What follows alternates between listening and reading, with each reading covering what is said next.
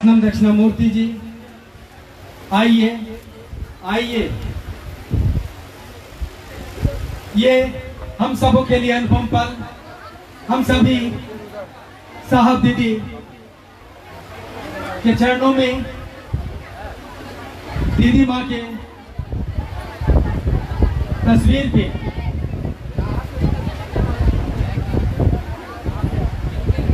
अभी दीदी माँ के तस्वीर पर माल्यार्पण में हम सभी भाग ले रहे हैं, जिनके बारे में हम आप सोचते रहते हैं, जीते रहते हैं, जो हमारे आपके जीवन के आध्यात्मिक जीवन के प्राण है, प्राणवायु हैं।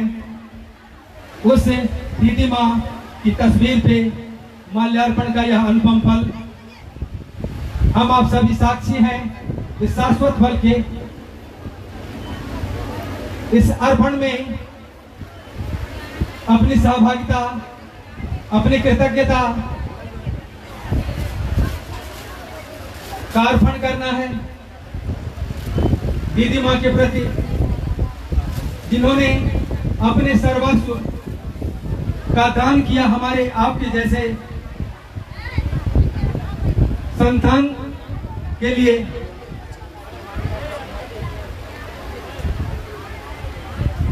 जगत माता, जगत जननी माँ भगवती का जीवंत और साक्षात स्वरूप दीदी माँ नीलमानंद, मांगिए आशीर्वाद माँ से कि हमारा आपका जीवन शुभ हो, हमारे आपके जीवन में दीदी माँ की सहभागिता संबल देता रहे, उनका त्याग हमको आध्यात्मिक बल देता रहे। इस भाव से हम सभी प्रणाम अर्पित करते हैं माँ के चरणों में।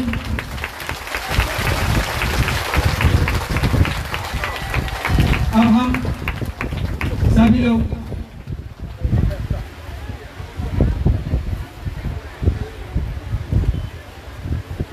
सभी लोग दीदी बरखा आनंद जी के साथ दीदी माँ के चरणों में पुष्प गुच्छ अर्पित कर रहे हैं। आशीर्वाद दीजिए माँ। अब हम सभी लोग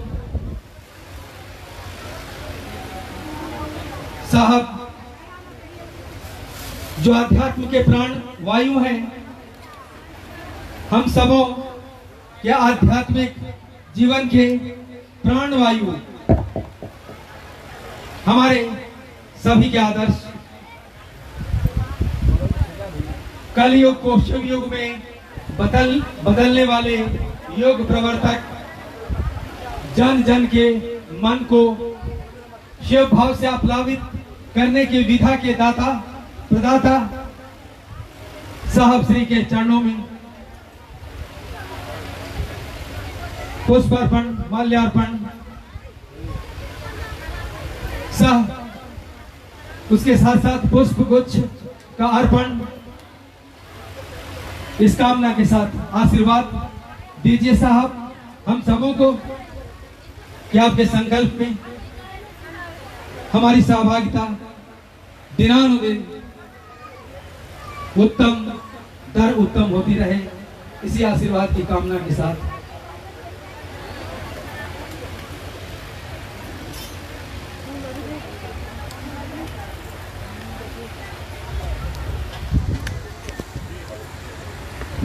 इस अनुपम पल में आशीर्वाद मांग लीजिए।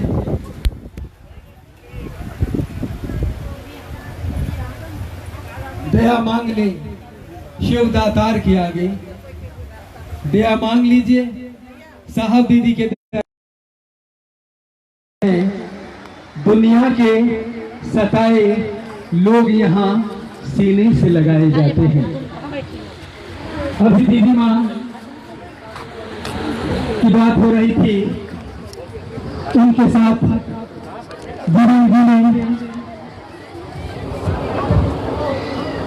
साथ जीने की एक साक्षी जो गृहस्थ कुल में तो नहीं लेकिन शिव गुरुकुल में है। हम उनसे दीदी माँ के बारे में 2 शब्द सुनेंगे। भाई कमलेश जी, आप अभी दिख रहे थे मुझको। भाई कमलेश जी दीदी माँ के बारे में जिया है इन्होंने उन दिनों की, जिन दिनों की बात हम कर रहे थे कि जहाँ गुरु भाइयों के भोजन की व्यवस्था होती थी और एकमात्र सारा भार दीदी माँ उठाती थी। पंखा एक भी नहीं लगाया है कथा से। उस दिन के साक्षी हैं भाई कमलेश जी। आज भी साहब दीदी के सानिध्य में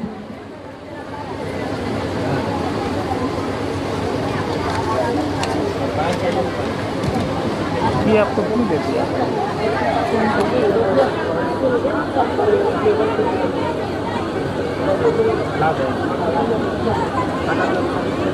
आइए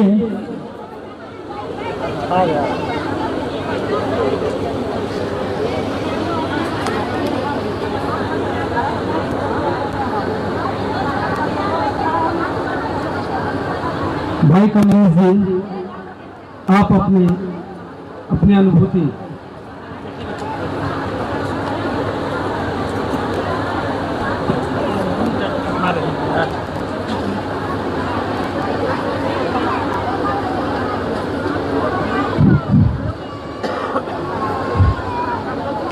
अभी हम सबों की दीदी के आज जन्मदिन का उत्सव के अवसर पर हम लोग इकट्ठे हुए हैं।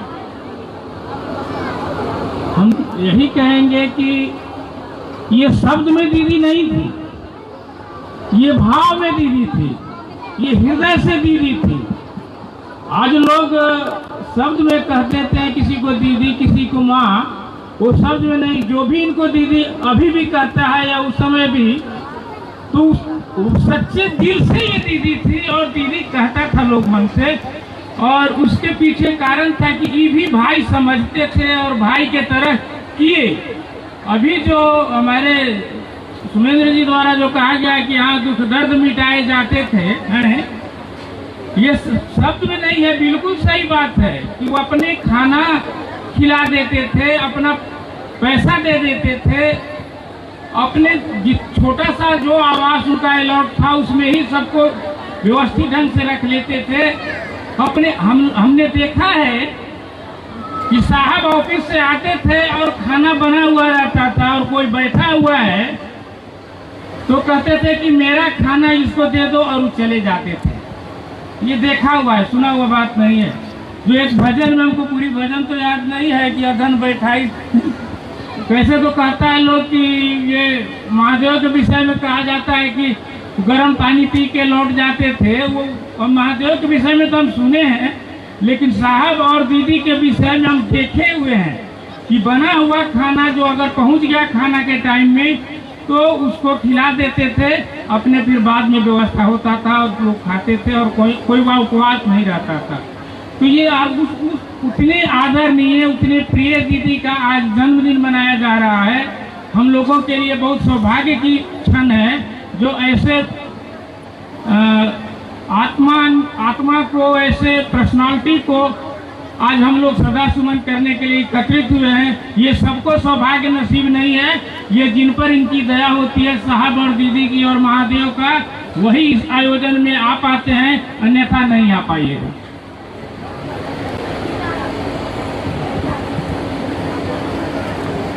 अब हम लोग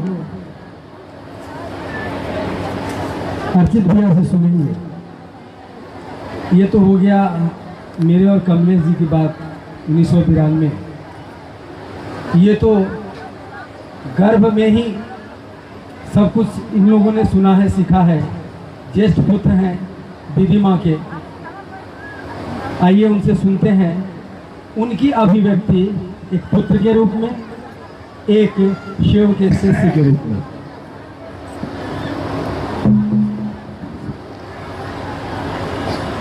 अपने गुरु महादेव साहब दीदी और आप तमाम गुरु भाई गुरु बहनों को मेरा प्रणाम है। आज दीदी का 71वां अवतरण दिवस यानी कि जन्म दिवस भी हम लोग कहते हैं इनको। आज से 71 साल पहले जब दीदी का जन्म हुआ, कहाँ हुआ, किस घर में हुआ, किस जगह पे हुआ, ज़्यादातर लोगों को पता है। उस घर में पैदा होने के बाद दीदी की जीवन यात्रा में साहब श्री आए, यूँ कहें कि दोनों एक दूसरे की जीवन यात्रा में आए।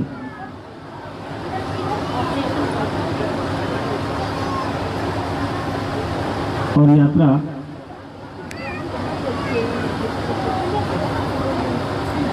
शुरू हुई, जो अनवरत चल रही है, आगे भी चलेगी। आदमी का दाम्पत्य जीवन हर आदमी का होता है, दुनिया में जो आया है उसके साथ दाम्पत्य जीवन एक दूसरे को जो प्रकृति का नियम है उसके तहत गुजारना पड़ता है। लेकिन यहाँ पे कहानी कुछ अलग है। साहब और दीदी ने सांसारिक कर्तव्यों का निर्वाह करते हुए, साहब एक अधिकारी थे, दीदी एक खुद बहुत बड़े जमींदार परिवार की पुत्र, एक बड़े अधिकारी की पुत्रवधू और एक बड़े अधिकारी की धर्मपत्नी होते हुए सांसारिक नियम का पालन करते हुए दीदी ने छोटे बच्चों को पालना, उनको बड़ा करना, उनको शिक्षा देना, जो प्राथमिक एक माँ का कर्तव्य होता है, वो दीदी ने किया, जिसकी बदौलत आज हम आपके बीच खड़े हैं। ये हर माँ करती है, अपने बच्चों को उस लायक बनाती है कि वो समाज में खड़ा हो सके, उनके साथ कदम से कदम मिला के चल सके। और दीदी ने जो संस्कार दिए हम लोगों को, और कालांतर में जब शिव की चेष्टा ने दीदी और साहब ने संसार को बताना शुरू किया, जोड़ना शुरू किया, तो शिव से जुड़ने के जो नए आयाम साहब दीदी ने हमको आपको दिए, वो एक दूसरी दुनिया थी। सामान्य दुनिया में आपके हमारे जैसे लोग रहते हैं, जीवन जीते हैं, आते हैं, बच्चे हैं, बड़े हुए, नौकरी की, शादी की, बच्चे हुए, बूढ़े हो गए और धरती से चले गए। लेकिन आज देखिए हमारे आपके जैसे करोड़ों लोग दीदी नीलम की जन्मतिथि के अवसर पर पूरी दुनिया में, पूरे देश में, जहाँ भी जो भी है, जितना सक्षम है, तो उनकी जन्मतिथि को अपने अपने तरीके से मना रहा है। साहब ने जब शरीर में कहा था थे जब कि दीदी नीलम का जो जन्मोत्सव है वो हम लोग एक दिवस के रूप में मनाएंगे, उस दिनों की याद में, दीदी की याद में हम लोग हर एक आदमी एक न एक वृक्ष लगाएगा, पौधा लगाएगा, जो निरंतर आपको हमको याद दिलाता रहेगा कि ये हमारी दीदी की स्मृति में लगा हुआ है।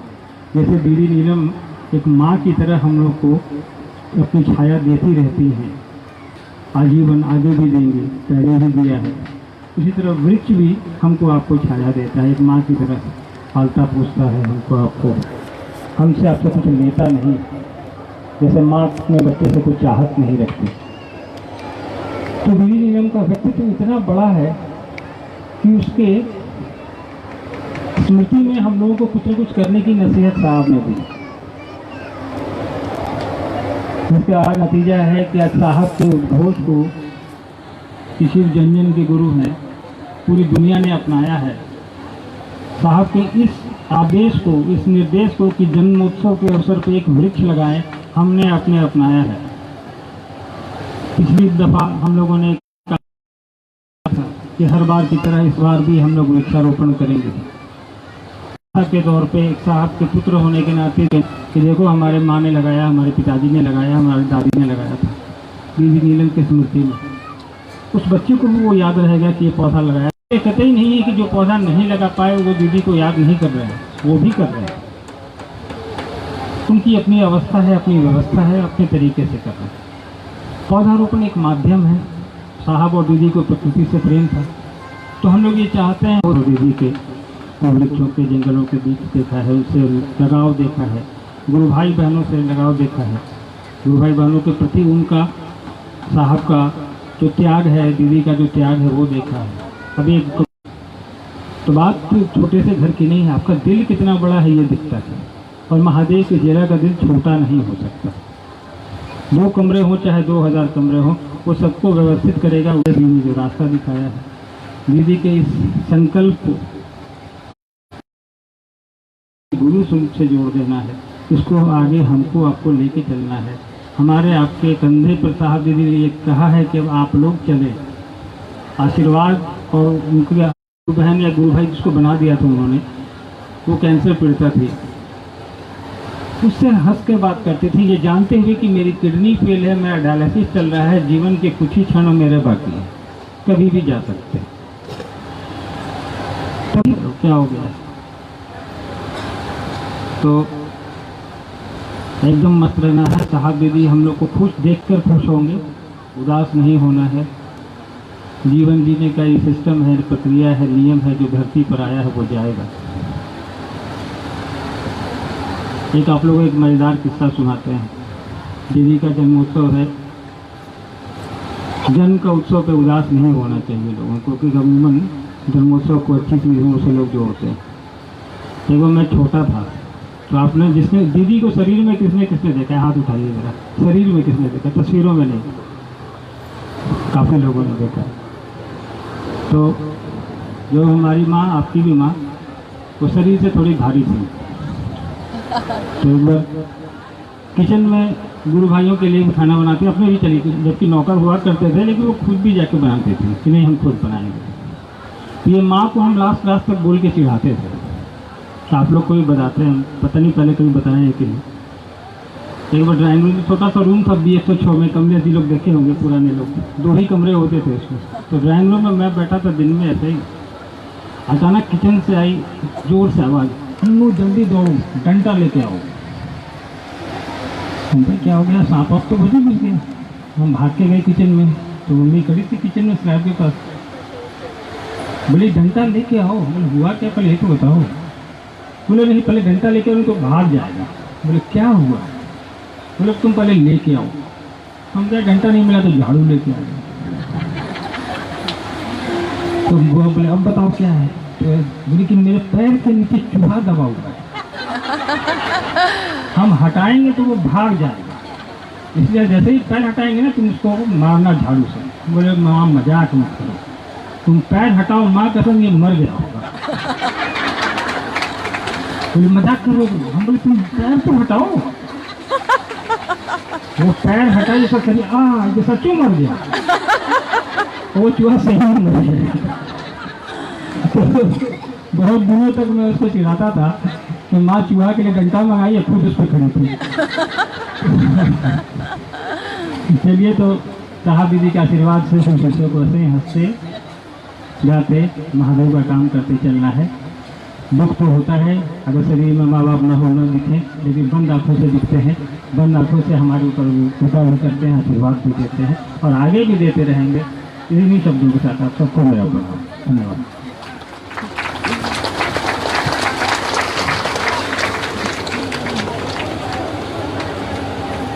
आइए आप हम लोग सुनते हैं कुछ ऐसे अनुपम पल जो दीदी बरखा आनंद जी ने दीदी माँ के साथ गुजारे हैं, कुलबधू के रूप में, फिर कालांतर में साहब दीदी के साथ शिव शिष्या के रूप में बिताए हुए अनुपम पल के कुछ हिस्से को सुनते हैं।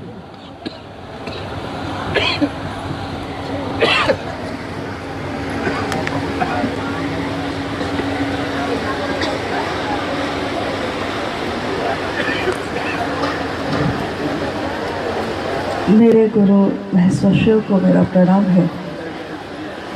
हम सबके वरेण्य गुरु भ्राता साहब श्री हरिंद्रानंद जी के चरणों में मेरा प्रणाम है। माँ ममता बई माँ, शक्ति स्वरूपा माँ दीदी नीलम आनंद जी के चरणों में मेरा प्रणाम है। और साहब के उपवन में उपस्थित आप सभी गुरु भाई गुरु बहन के चरणों में मेरा प्रणाम।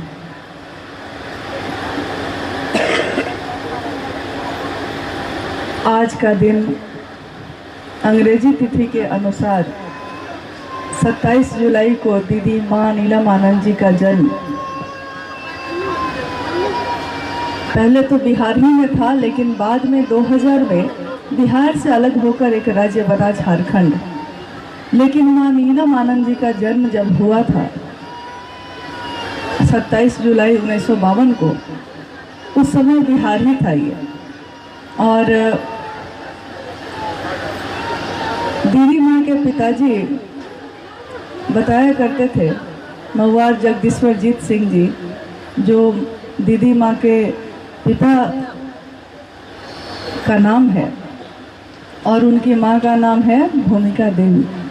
दोनों अब शरीर में नहीं हैं, लेकिन उनके जीवन के असंख्य घटनाओं को उन्होंने समय समय पे बताया।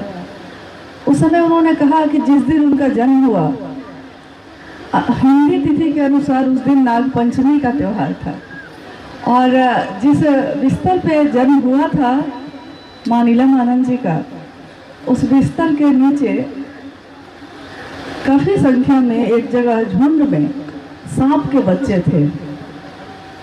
लोग थोड़ा घबरा गए कि अरे इतने सांप के बच्चे बिस्तर के नीचे कैसे आ गए।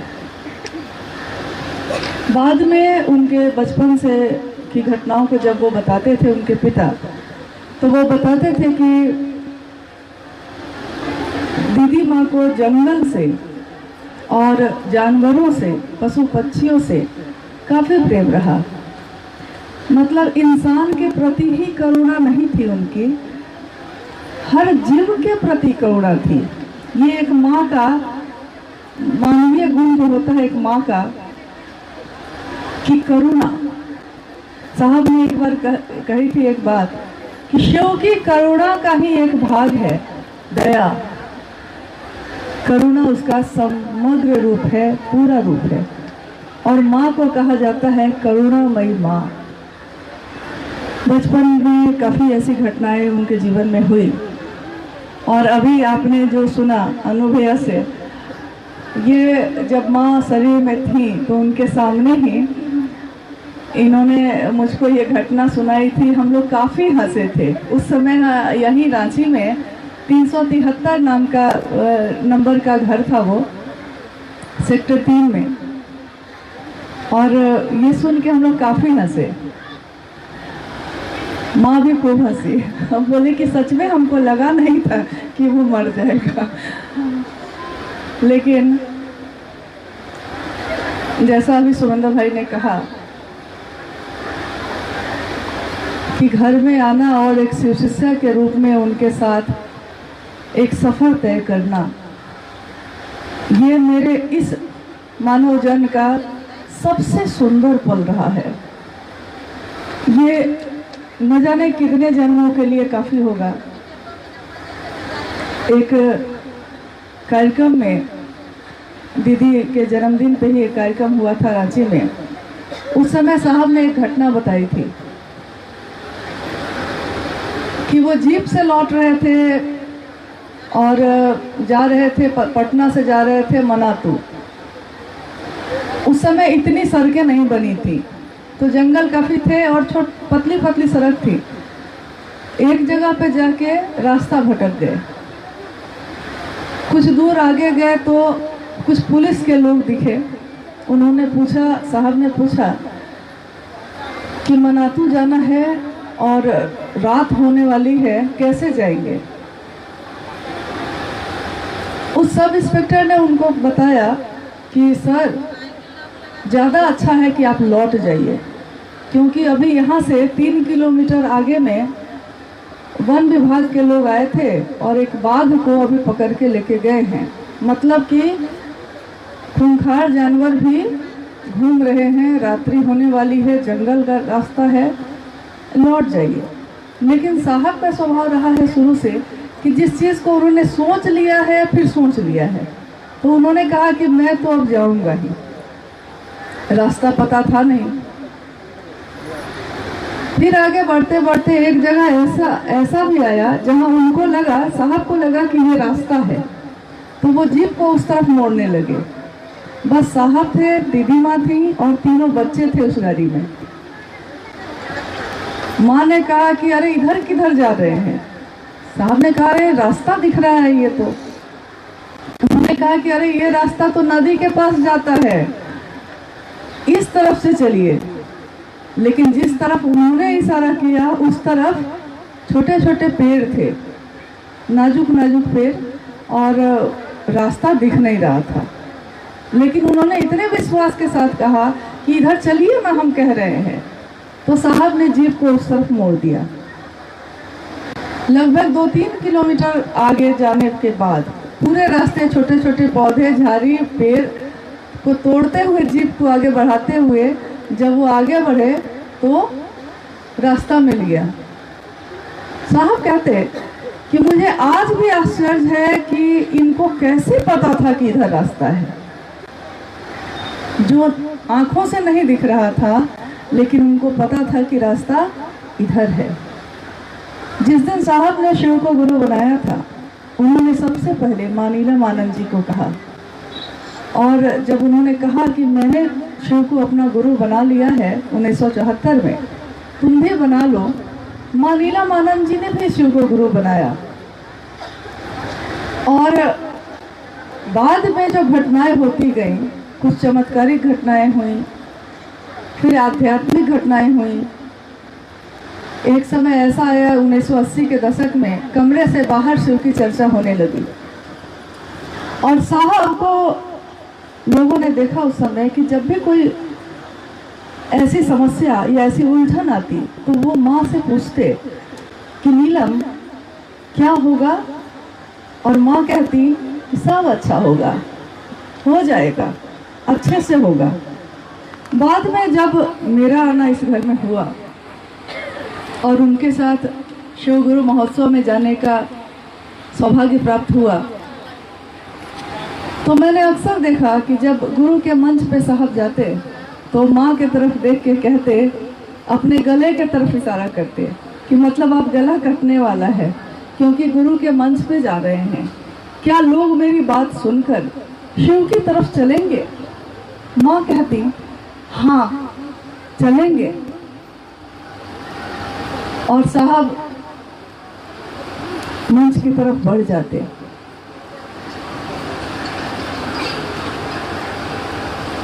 शरीर में रहते हुए उन्होंने जो बल दिया है पूरी दुनिया को शिवचेष्टा का, वो शरीर में न रहते हुए भी आज भी लोगों को महसूस होता है, एहसास होता है उसका। माँ नीलम आनंद ने कहा कि जो भी शिवचेष्टा के पथ के पथिक होंगे, जो यात्री होंगे, जो इस रास्ते पे चलेंगे, मैं उनके रास्ते पे जो कांटे मिलेंगे उनको चुन लूंगी। एक माँ ही ऐसा कह सकती है। कहते हैं ना कि पूत कपूत होता है लेकिन माँ को माता नहीं होती। एक कहानी हम लोगों ने सुनी है ना कि एक लड़के की पत्नी ने कहा उसको कि जाके माँ का कलेजा लेके आओ। वो चला गया, माँ का कलेजा निकाल लिया, लौटने लगा, ठोकर लग गई। माँ के कलेजे ने चिल्ला के कहा, बेटा तुमको ठोकर तो नहीं लग गई। ये होती है माँ की करुणा, ये होता है माँ की परवाह। हमारे आपके जैसे लोगों ने उस माँ का स्नेह, उनकी ममता प्राप्त की है। ये हम सब का इस जीवन में सौभाग्य है। शिव के शिष्य के रूप में उन्होंने चलने वाले हर गुरु भाई गुरु बहन को पालित किया, पोषित किया। एक माँ जन्म देती है, उसके साथ उसको पोषण भी देती है। आपने देखा होगा कि हर उस चीज को हम माँ कहते हैं जो पोषण देती है। हम इस धरती को माँ कहते हैं, हम इस पृथ्वी को माँ कहते हैं, हम प्रकृति को माँ कहते हैं, हम नीलम आनंद को माँ कहते हैं। एक शिव शिष्य होने के कारण गुरु भाई गुरु बहन का संबंध तो रहा ही, लेकिन उससे बहुत ऊपर उनका माँ का वो रूप रहा जो कभी जिसने साहब के साथ खड़े होकर ये कल्पना की थी, ये सोचा था कि एक दिन शिव गुरु की बात दुनिया के कोने कोने में जाएगी, जन जन तक जाएगी। ये उस दिन कल्पना थी। साहब हरिनानंद जी के साथ उस दिन कोई नहीं था। आज हम लोग हजारों लाखों करोड़ों लोग हैं, लेकिन जिस दिन उन्होंने शिव को गुरु बनाया था, उनका साथ देने के लिए हम में से कोई नहीं था। उस दिन मात्र शिव के शिष्या के रूप में माँ नीलमानंद ने ही उनका साथ दिया। और साहब ने और माँ नीलमानंद ने बैठे हुए ये एक दिन कल्पना की थी कि एक ऐसा समय आएगा जब शिव की शिष्यता हर व्यक्ति के दिल में स्थापित होगी। ये एक दिन सपना था। जिस तरह कोई हवा में सोचता है एक दिन, कल्पना में सोचता है एक दिन कि एक ऐसा घर बनाएंगे, उस घर में आंगन होगा, उस पे दरवाजे होंगे, कल्पना है ये, मन में सोचा है किसी ने, लेकिन उसको मूर्त रूप देने में समय लगता है, बनाने में समय लगता है। साहब और दीदी माँ ने एक दिन सोचा था कि ये दुनिया शिव में होगी, दुनिया का हर व्यक्ति शिव की तरफ चलेगा, और माँ के भाव से सोचा था। तो आज भी हम चाहे भटकते हैं, ठोकर खाते हैं, लेकिन वो माँ नीलमानंद फिर से हम सबको उठाती हैं, और साहब का जो आह्वान है, साहब की जो आवाज़ है, जो पुकार है कि आओ चलें शिव की ओर, उस आवाज़ के साथ छाया रूप में हम सब के साथ चलती हैं। सफर में धूप तो होगी, जो चल सको तो चलो, ठोकर भी होगी, बाधाएं भी होंगी, मन कभी टूटेगा, कभी संभलेगा, सब कुछ होगा, कोई साथ देगा, कोई साथ छोड़ेगा, लेकिन इस धूप में अगर माँ के आंचल की छाया हो तो धूप का असर खत्म हो जाता है। तो शिव की शिष्यता में चलने वालों के ऊपर हाथ थामे साहब चल रहे हैं, और दीदी माँ का आंचल सभी शिव शिष्यों को छाया रूप प्रदान कर रहा है। हम नमन करते हैं दीदी माँ के उस स्वरूप को जो भगवती के रूप में उतरा, इस जमीन पे उतरा, इस धरा पे उतरा। मानव रूप में हमने जिस शक्ति को देखा है वो माँ नीलमानंद है।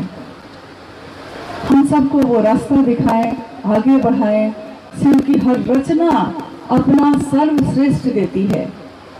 अभी सावन का महीना है, मधुवन के बारे में आपने सुना होगा। मधुवन यानी कि बगीचा, शिव शिष्यों का बगीचा। हर फूल अलग अलग है, इसमें कोई फूल एक जैसा नहीं है। कोई गुलाब है तो कोई गुलदाउदी है, कोई कांटों से भरा है तो कोई खुशबू से भरा है। भांति भांति के फूल हैं, सब अलग अलग हैं, लेकिन बगीचा एक ही है। और इस बगीचे को सींचने वाले भी एक ही हैं, साहब और दीदी माँ। तो इस बगिया को उन्होंने सींचा है।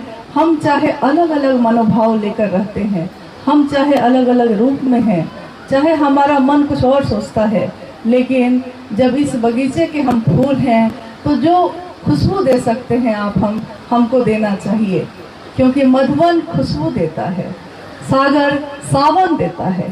सावन ना दे अगर सागर अगर अपने जल से उस सावन का निर्माण ना करे तो बारिश की ये बूंदें नहीं बरसती हैं। तो धूप से जलते हुए धरती को आर्द्रता नहीं मिलती, भीगती नहीं है, वो तपती रहती है। जीना उसका जीना है जो औरों को जीवन देता है, जैसा माँ नीलमानंद जी ने दिया। जीवन की कितनी घटनाएं, कितनी स्मृतियां हैं। जब वो साहब को विदा करती थी कार्यालय के लिए, उसके बाद उसी 373 में हम लोग कुछ लोग बच जाते थे और टहलते हुए कितनी बातें करते थे, गुरु भाइयों के बारे में, गुरु बहनों के बारे में, शिव की शिष्यता के बारे में, साहब हरिनानंद जी के बारे में, उनके जीवन के बारे में, और उनकी सोच, उनकी बात जैसे एक आह्लाद से भर देती थी, आनंद से भर देती थी। उनकी उपस्थिति चाहे कहीं भी होती थी तो वहाँ का आसपास का परिवेश भी, वहाँ का माहौल भी वही हो जाता था, राजमणि नीलम जैसा। राजमणि नीलम कहा जाता है उस मणि को जो नागराज के सिर पे सुशोभित होता है, और वो शिव के सानिध्य में है। साहब और दीदी दोनों हम सबको रास्ता दिखा रही हैं। हम चाहे विचलित हो चाहे जो हो, लेकिन हम सबका जो उद्देश्य है, जीने का जो उद्देश्य है, जो साहब दीदी ने दिया है कि हम खुद भी स्वयं में यथार्थ में शिव के शिष्य बने और दूसरों को प्रेरित करें। अगर लक्ष्य हमारे सामने हो, अगर मंजिल हमारे सामने हो, तो रास्ते के गड्ढे दिखाई नहीं देते। मौसम बदलते हैं, आते हैं जाते हैं, कभी भी एक जैसा मौसम नहीं होता, लेकिन मंजिल पे को देखकर चलने वालों के लिए रास्ता सुगम होता है, क्योंकि उसको पता होता है कि हमको जाना कहाँ है। साहब ने कहा मंजिल है भगवान शिव स्वयं, रास्ता है शिव की शिष्यता का, और ये रास्ता है शिव की शिष्यता का राजमार्ग, जिस राजमार्ग पे दुनिया के सारे लोग भी चलेंगे एक दिन। तब भी यहाँ पे साहब ने एक दिन हंस के कहा कि ट्रैफिक जाम यहाँ नहीं होगा। दुनिया की सड़कों पे ट्रैफिक जाम होता है, लेकिन शिव की शिष्यता में चलने वाले सब के सब चलते हैं, कभी यहाँ जाम नहीं लगता। सही अनुभव ने कहा कि शिव की शिष्यता हंसना सिखाती है। कभी कभी हम लोग कहते थे साहब के सामने कोई जोर से हंसने लगता था तो हम लोग को लगता था कि बेअदबी हो गई क्या, कोई जोर से हंस रहा है। तो साहब कहते कि अरे जीवन में तो दुख ही दुख है यार, जीवन में तो कांटे ही कांटे हैं। महादेव के पास बैठ के भी अगर नहीं हंसे तो कहाँ हंसेंगे। तो माँ नीलम आनंद की स्मृति, साहब की स्मृति हमारे टूटे हुए दिल को, हमारे दुख को, हमारे दर्द को कम करती है और उस पर मरहम लगाती है, होठों पे मुस्कान लाती है।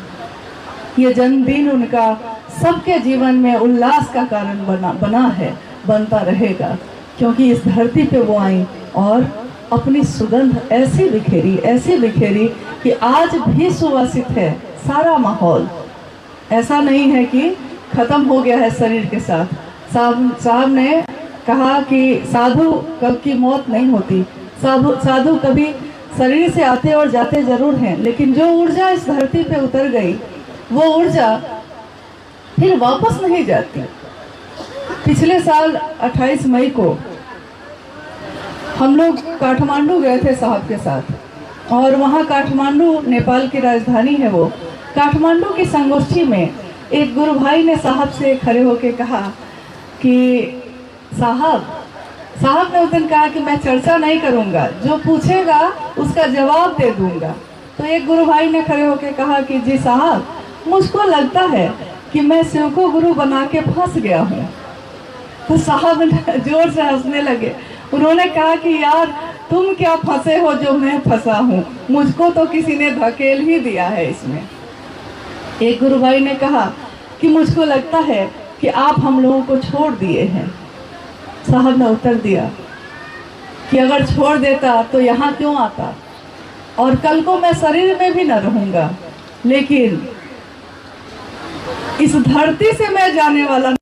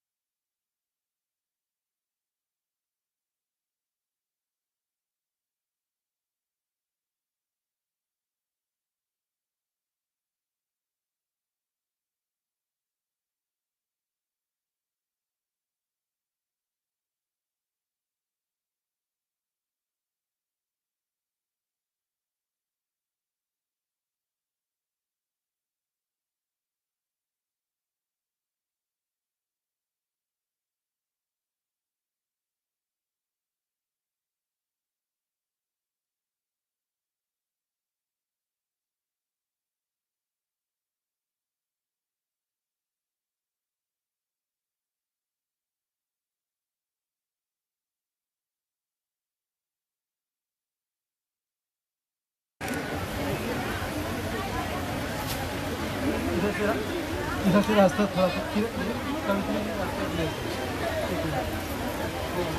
अब हम लोग दीदी माँ के चरणों में, साहब के चरणों में पुष्पांजलि अर्पित करेंगे। पुष्पांजलि क्या हृदयांजलि देना है हमको आपको। पुष्पांजलि का आरंभ हम चाहेंगे,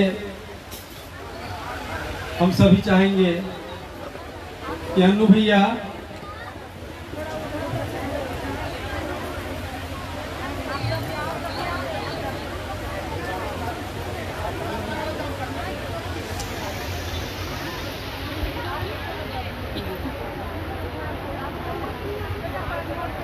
हाँ बोलिए। हाँ आ रहे हैं। अन्नू भैया हम चाहेंगे कि पुष्पांजलि का आरंभ ठीक है, एक मिनट। उनके दीदी बरखा आनंद जी हैं।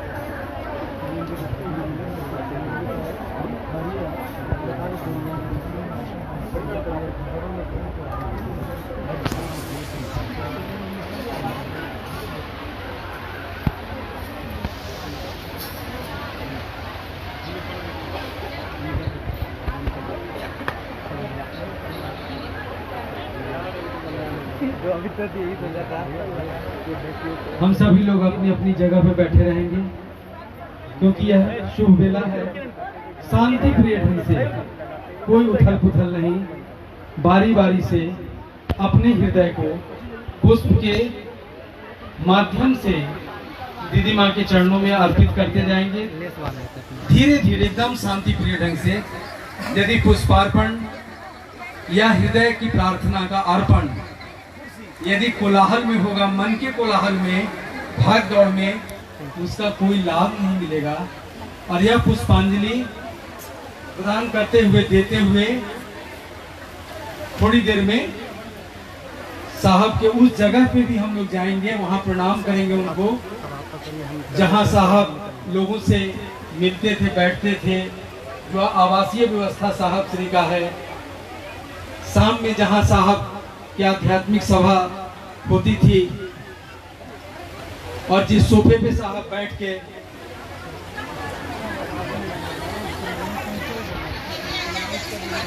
और जहां पे उस सोफे पे जहां भगवती, महादेव, आसमान की बहुत सारी शक्तियां उस पर बैठी हैं, साहब के साथ वार्ता किया है, उस सोफे का भी दर्शन करेंगे। साहब ने कहा था, मेरी कानों ने सुना है कि जो इस सोफे को प्रणाम कर लेगा उसका शुभ तो सुनिश्चित है यार। क्यों?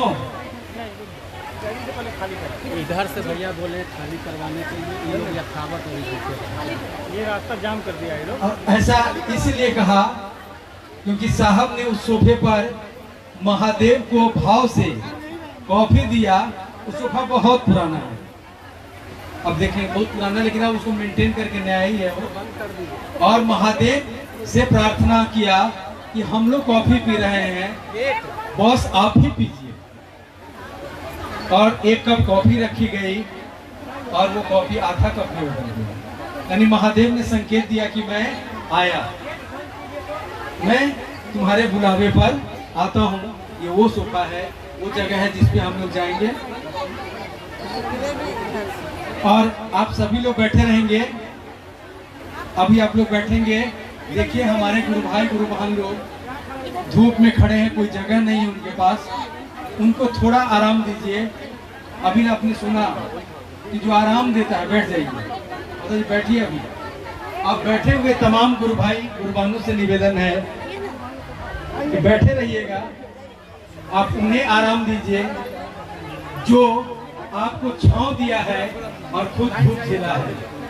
यदि इतना भर भी हमारे दिल में सुकून नहीं है तो फिर क्या अर्थ हुआ हमारे जीवन का और उसमें इतने सुंदर सुंदर भजन का।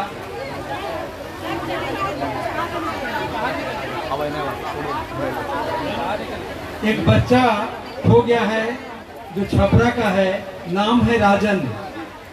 वो ऑफिस जो है, जहाँ ऑफिस चल रहा है वहाँ पे है। छपरा के है बच्चा और छपरा के हैं, उनके माता पिता जहाँ भी हो बच्चे तक पहुँचने का प्रयास करें। राजन नाम है, छपरा का है, माता पिता से अलग हो गया है। वो ऑफिस के काउंटर पे है, आप वहाँ से ले लीजिए।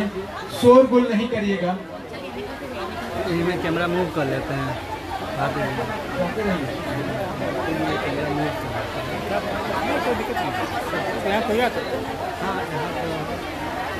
एकदम बिल्कुल शांति प्रिय ढंग से हमको आपको परिचय देना है आज।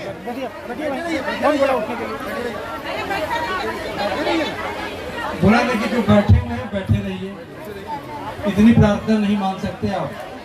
10 मिनट में सब कुछ हो जाएगा, 10-15 मिनट लगेगा।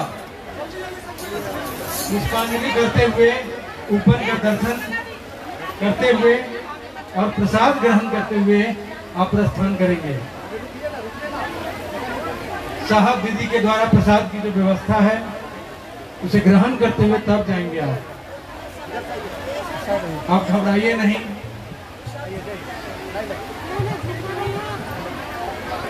एकदम शांति बनाए रखिए। हम सभी बैठे लोग, जो भी लोग हैं, सुशीला जी से एक भजन सुनते हैं।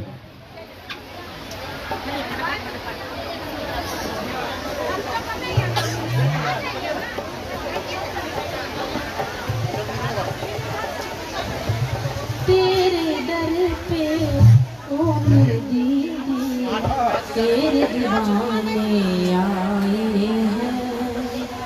तेरे दर पे ओ मेरे दीदी, तेरे दीवाने आए हैं।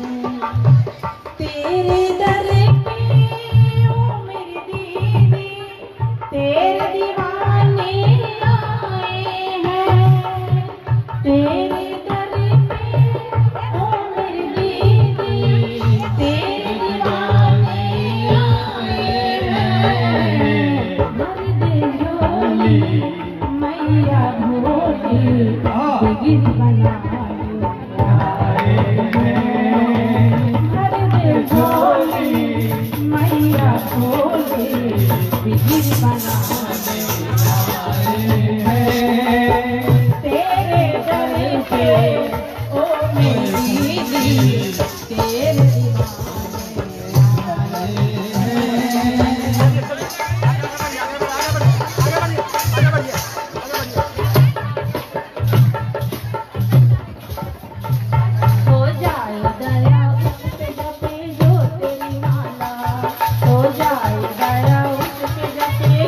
तेरी माला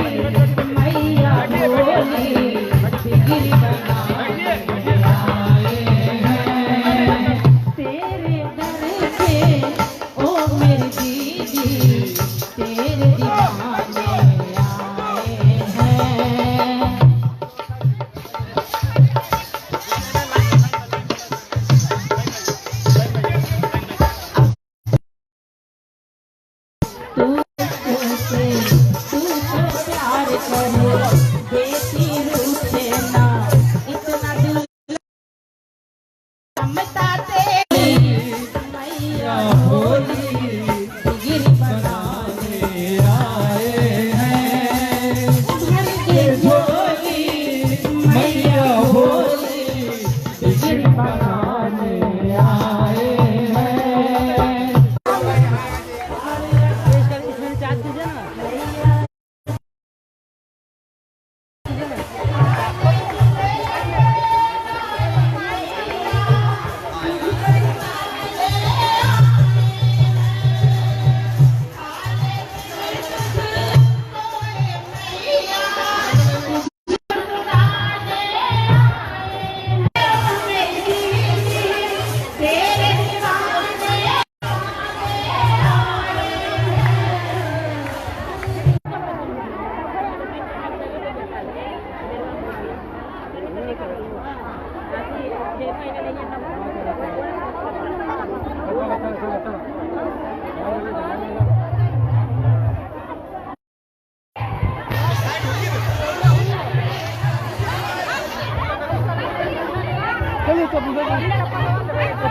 इतना बार महादेव के नाम लेते तो कुछ काम बनता। चप्पल रखना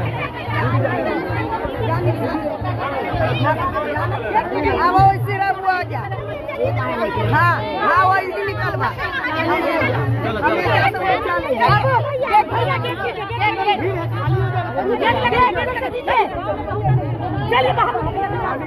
बाहर निकलिए बाहर निकलिए बाहर निकलिए बाहर निकलिए गेट लगाने दीजिए रुकिए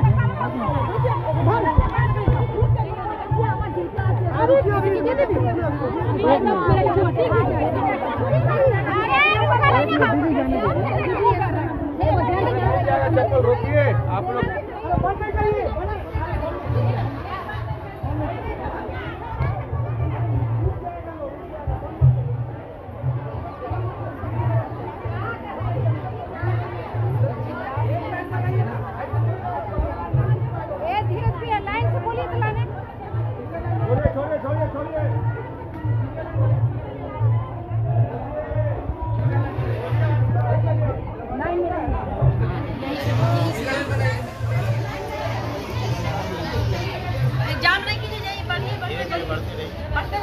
सिंगल लाइन बनाइए, एक लाइन बनाइए, सिंगल लाइन बनाइए, सिंगल लाइन बनाइए, वहाँ पे छोटा दरवाजा है।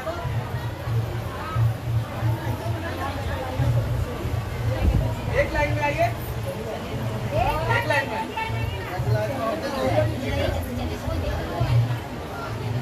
एक लाइन में आइए ना आप कैसे निकल जा रहे हैं? एक लाइन में आ जाइए,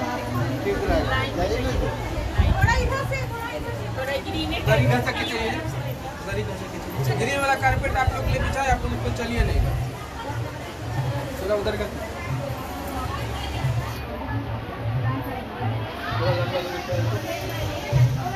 आइए, थोड़ा दूर से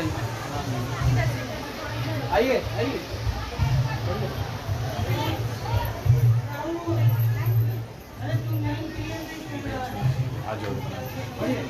हाथ जोड़ के प्रणाम कीजिए। दीदी नहीं, हाथ जोड़ के प्रणाम। चलिए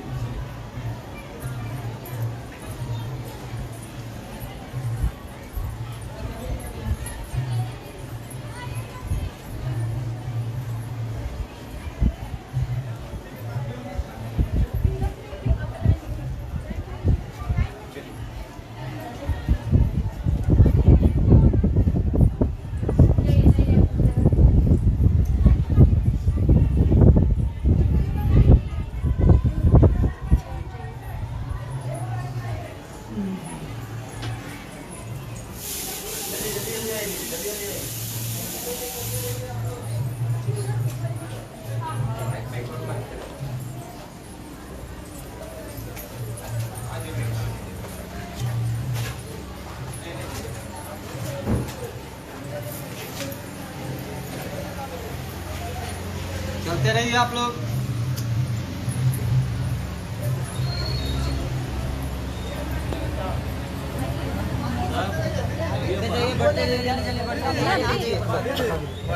बढ़ते रहिए। और लोग ना है बढ़ते रहिए।